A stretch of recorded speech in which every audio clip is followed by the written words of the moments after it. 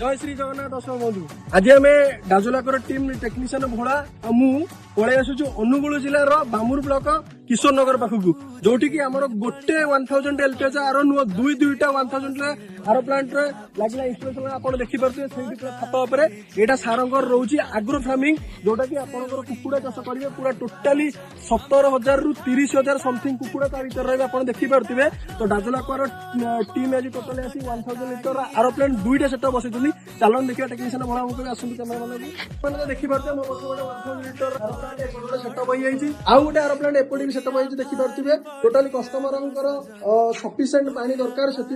दुईटा 1000 litre are plant installation कर तो टोटाल आप देखिपे पूरा जंगल भितर सार गोटे आग्रो फार्मिंग कर तो सार घर ऊपर रोचे छात टांकी रोचे तो ये दुईटा आर प्लांट सेटअप है जदि आपण मैंने भी चाहते यही टाइप आर प्लांट नहीं